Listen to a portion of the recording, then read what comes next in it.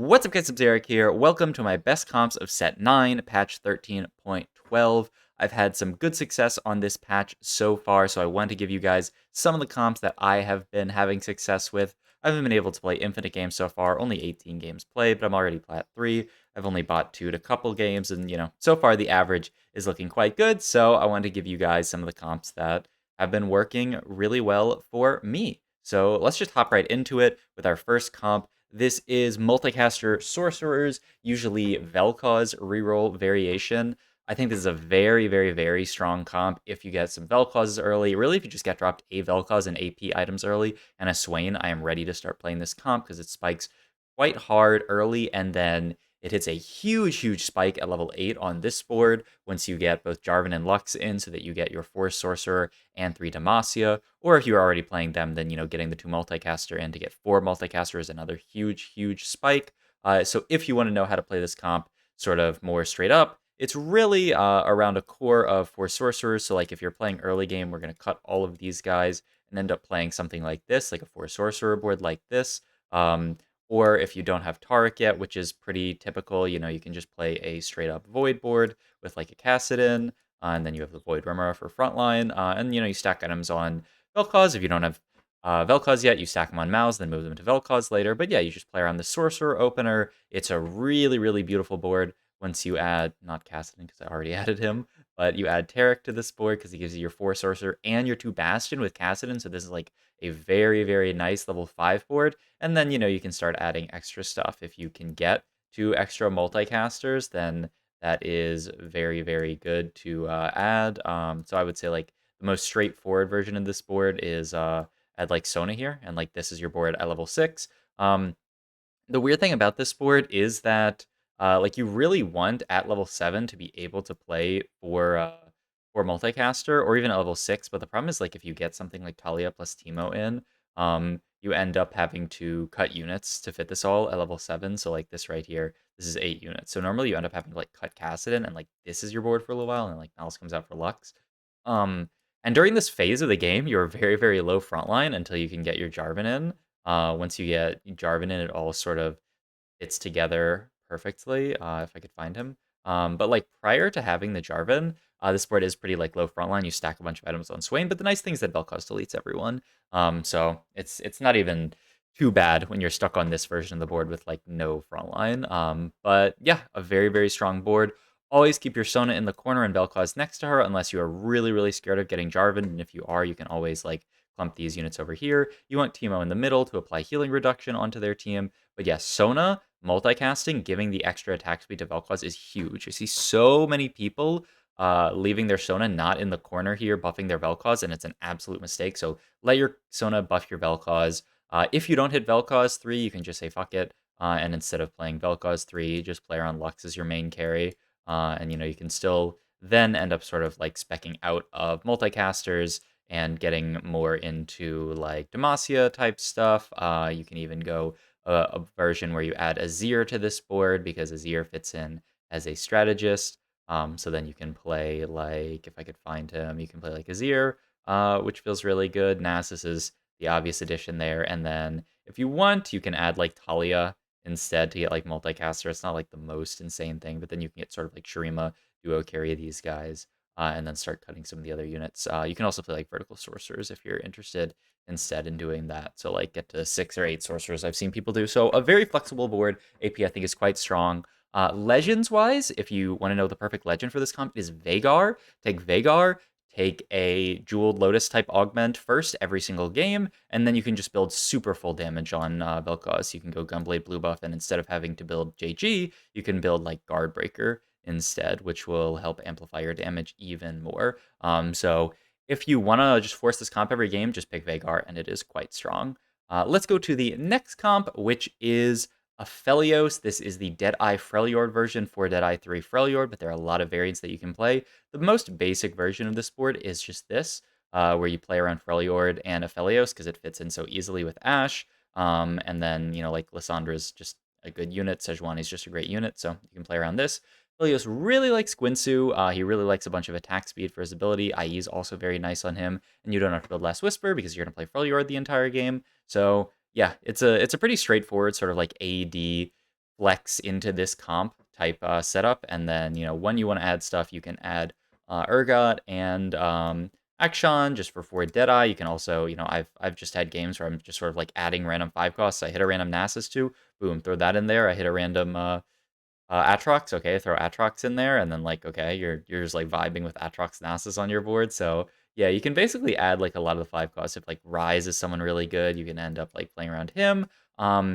If you have Pandora's items with this comp, you can opt into the more vertical Targon version, so you can fit in Soraka onto this board, and then with your Pandora's items, you want to stack lockets on frontline. So triple locket here with 3 Targon is going to be a ton of frontline. And then if you can like high roll 4, then like you're absolutely going crazy. So that's something that you can think about as well as play like the Targon variation. There's a lot of stuff that you can do with this comp. As far as legends that I would say are quite strong with this, I would say Ornn is really good just to get some extra items and extra board strength early. You want to play just sort of strongest board into this comp so you can spike on level 8 and just get sort of everything in and hit like Aphelios too. So it is quite, I would say, a strong level 8 board. If you have to roll on 7, like hit Aphelios 2 on 7 and potentially like Sejuani 2 or Shen 2, not bad, definitely, but not like insane. So yeah, I would say like Ornn to play for strong early game into this. Like I said, Twisted Fate is not bad if you're a Twisted Fate enjoyer, so you can do that and use Twisted Fate to guarantee the Gwynsu, i.e., and then start building like lockets. That's not bad either. So those are 2 that I would say are quite good. And then, just like for early games, it's really just usually playing around Deadeye early game. So you hit like an early Jin 2, throw a Gwynsu on him, and then just play sort of like whatever frontline with him. You hit Honkai Poppy, play an early game board like this. If you hit Akshan, it's a little awkward because he doesn't love Gwynsu that much because he spends so much time casting, but you can still put Gwynsu on him. It's like not the end of the world, and just go like Gwynsu, and like the IE is really nice on him. So then you play some kind of early board like this, high roll an early Lissandra, boom, you're cooking, and then you high roll an early Shen, and then you're really cooking. But yeah, it's a very very strong flex board, and you can very easily flex between this comp and the next comp that we have, which is Zeri. Because if you look at Zeri itemization, Winsu, IE, both on Zeri. This is the Piltover version of Zeri, where you play Jace, Vi, and Echo, because they all fit really easily into the board, and then you can easily just get in Sejuani as another bruiser, but we're not actually playing Freljord, because we can't fit it, because we need to get an Urgot, and then Senna for 4 Gunner and 4 Zaun, which are really, really nice. 6 Zaun is insane in this comp. I have had, I think, only 1 game so far where I hit 6 Zaun, but it just felt auto-win, just because the power of 6 Zaun is that it basically doubles the power of all your chem mods. You only need 1 spat to get there, so hit +1 Zaun from an augment. Just throw a Warwick onto this board over just like anything here, or even if you're really really fortunate at level 9, and then you're absolutely cruising. Like it's actually like 6 Zaun is not okay with a lot of the Zaun. Some of the Zaun upgrades are worse than the others actually for like the 6 on, but I mean it's never bad. It is definitely never bad. So that's really strong. If you don't have the ability to build Last Whisper, you can play the Freljord variation as well. So instead of playing like these guys, you can end up just playing Lissandra and Ash. And then usually you won't have Senna at this point yet, so you'll just play like a board like this on 7, which is perfectly fine. Then you can skip the Last Whisper, go for something else, Gunblade for healing if you want. Hodge for healing is also really nice. You can even go like a Giant Slayer if you already have healing or you feel like your Zeri's not going to be in danger. And so just go something like this and it's completely fine. The Sargot unit's very strong. I didn't put his items up here, but he's like an AD sort of like tank. So this stuff you can even just throw random tank items on him. It's like not even that bad because he gets a big shield when he casts and he just runs into the back line. So yeah, I think this is a very very solid comp. I really like a lot of what I was doing day 1 is just flexing between Aphelios and Zeri because they use very similar items, and you can also just hold on to this same Freljord core. So you basically just like hold on to this and then you roll down, and if you hit Zeri 2, you play Zeri and add like a Jinx to the board. And then like you're basically cooking and you just have to find the other Zaun units. And if you find Aphelios, then I mean, boom, you already have the core of the board and you just have to find some more frontline. So I really like flexing between Aphelios and Zeri. It feels really, really good. AD flex feels very, very nice on this patch. So yeah, let's go into the next comp. This is a comp that I think is flying under the radar a bit, but it is very, very strong. 6 Ionia, and this is the 4 Challenger variation where you duo carry Kai'Sa and Yasuo. Kai'Sa gets your AP items, Yasuo gets your AD items. It's just insane. 6 Ionia is nuts. I played a game earlier where I played around Jhin 3 with 6 Ionia. That also felt insane. I just feel like 6 Ionia is a bit overtuned. Like, it just, all of these units are good. They fit together so well. You get Karma plus Shen in, and you get Invoker, you get Yasuo plus Irelia in, and you get Challenger, and then you can add Warwick in for Juggernaut, and then Kai'Sa in to get 4 Challenger, so it feels amazing.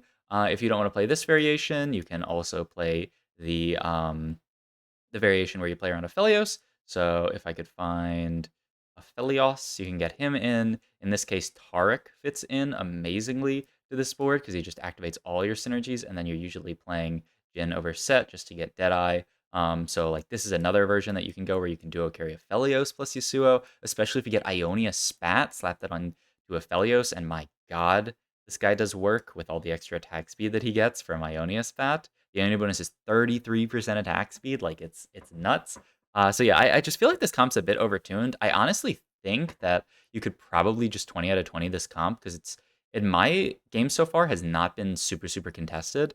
Like, I haven't seen infinite people playing it, and just the Yasuo unit feels unbalanced if you slap some AD, and the IE is nice just so that he can crit and actually do a bunch of damage. But yeah, like, I just feel like this comp is sort of imbalanced, and every time I found myself playing this or playing against it, I've been like, wow, this is like way stronger than it feels like it should be. So I think you should definitely keep this comp in mind. Definitely look to play this if you end up in a spot that's good for it early. I mean, even if you just have like an Ionia opener, like boom, Jhin plus like call it like like Jhin 2 plus Irelia 2 plus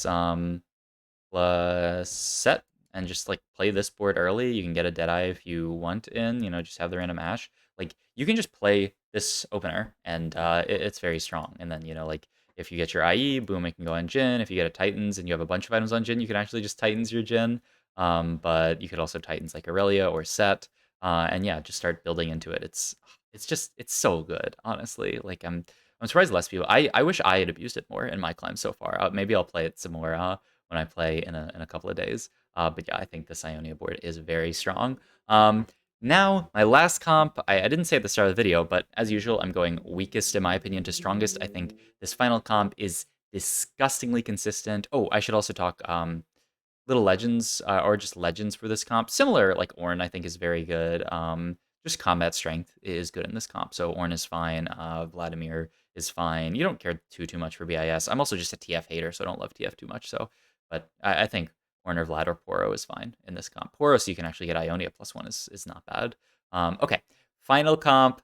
You could see it from the thumbnail. I'm sure you're all anticipating it. It is Tristana, Yordle, or Reroll. I got a VOD of this that will probably come out tomorrow. I was going to post it today, but then I was like, maybe I should actually post a tier list. This comp is completely unreasonable, and I'll talk about the legend first because this is very relevant. It's Lee Sin. You take Lee Sin. If you hit Honor Roll, it's insane because you get a ton of free rerolls out of Honor Roll. So the way Honor Roll works is when you 2-star a unit, you get a free reroll. This means you should be holding all the pairs that you hit, like 1-cost pairs, on your bench if possible, because if you hit, like, say, a Samira 2, you can sell it back, so you get the same amount of gold back, but you get a free reroll. So you've basically gained 2 gold for free from Honor Roll by just 2-starring a Samira on your bench. So hold as many 1-cost pairs as possible. I've seen people rolling as early as, like early stage 2 while you're still level 3 just to try to hit as many units as possible. I've been playing the style where I econ up more, but I think that style might even be better, where you just roll at level 3, you get a ton of free rerolls and just hit, like, 6 Tristanas at 2-1 or 2-2 or something like that. So that's something to consider as well. But yeah, you're looking for Triss 3, Viego 3, Poppy 3, Maokai 3. If you miss on Poppy or Viego, it's not the end of the world. You really care about Tristan Maokai being 3-starred. But the nice thing is, because you're looking for 4 3-star units, if you miss on one, you're still going to get the Yordle bonus, where if you have 3 3-star units, you 4-star unit. Always going to be 4-starring Tristana. Always item hold Maokai, unless I guess you get stuck on Maokai too, but usually you can find Maokai 3 pretty easily. Always play Teemo. Teemo is healing reduction for your team, so he feels really good. You need to build Last Whisper on Tristana, because there's no Shred in this comp, and then Gunblade's a really nice item to just help supplement her damage by making the frontline tankier, and then I like IE a lot, scales well with Last Whisper.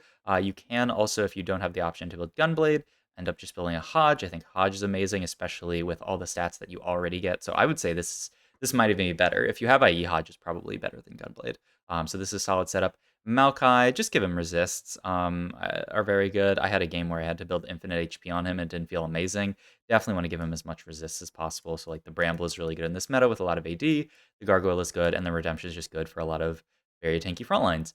So this is your basic board as you push levels. So you're going to be this is a hyper roll type composition. So if you don't roll your gold earlier than 3-1, roll at 3-1. Don't put any gold into leveling throughout the entire early game, and then you're going to be level 4 at 3-1. Roll down at 3-1 and try to hit everything 3-star. If you hit like 9 Tristanas and 9 Maokais, and then like you're a while you only have like 6 poppies or like 5 poppies or something, you can wait a little while and econ back up.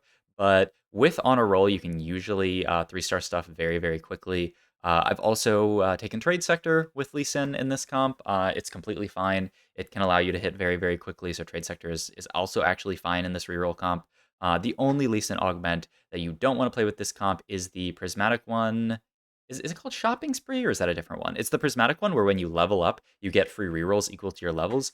I would actually say, and this is a total aside, the way I've played that augment is you bank all your rerolls because they carry over with that augment until level 7. So I level to 4, don't use any free rerolls. Level to 5, don't use any free rerolls. Level to 6, don't use any free rerolls. Level to 7, suddenly we have, I think it was like 22 free rerolls. I think that might be the right number. You get 22 free rerolls at level 7, so you can just easily like 2-star an Aphelios or a Zeri. And then just play that like super easily, or maybe some kind of AP setup. So that's what I've done. Of course, if you have like 10 pairs, you can use some of your free rerolls to spike your board, but I think that's how you play that augment. Back to this comp though.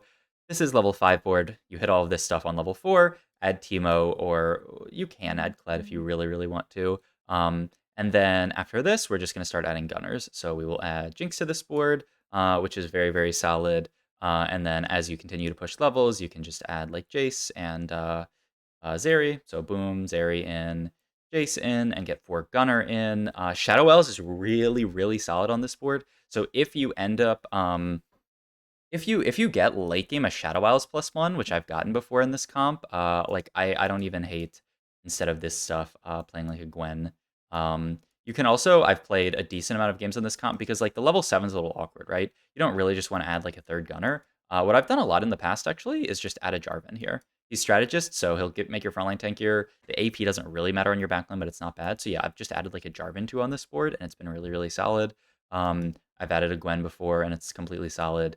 If you high roll an early Senna, like I would even say that like if you look at 4 Shadow Owls, it's insane, right? You get an 80% shield and you get 12 mana per second. Like it's double the shield and more than double the mana gen. So I would say that like 4 Shadow Owls is actually very, very strong. Like if you high roll an early Senna, I wouldn't even feel bad about playing this instead of 4 Gunner. Because 4 Gunner is nice and all, but like the jump is an extra 5% AD per stack, an extra 40 AD at 8 stacks. Whereas like the 4 Shadow Owl spike is insane, especially when Maokai is like your main tank and Viego is sort of like secondary. But yeah, AD items on Trist, tank items on Maokai, Viego gets everything else. You can kind of carry whatever on him. You know, you can do like RFC, you can do Guinsoo, kind of like PT, like Jax items. Worst case, you can put like tank items on him. He's not the best of tank, but he's not horrible. But yeah, he's kind of like Jax from last sets. You want something like this, and then like maybe a Titan's Resolve here. If I can find it. Yeah, there we go. But yeah, I think this comp is disgustingly broken. If you hit this stuff at a reasonable time frame on stage 3, it just spikes you so hard.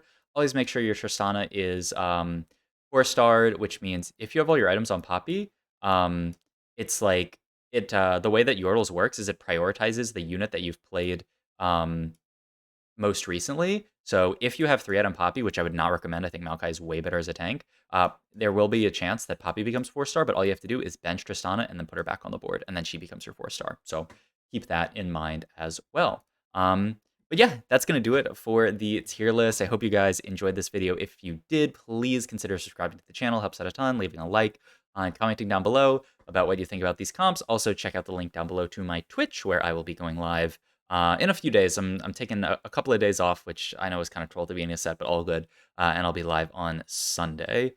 So if you're seeing this prior to Sunday, or even on Sunday, check out my stream then. Thanks for watching, and I'll catch you guys in the next video. Bye.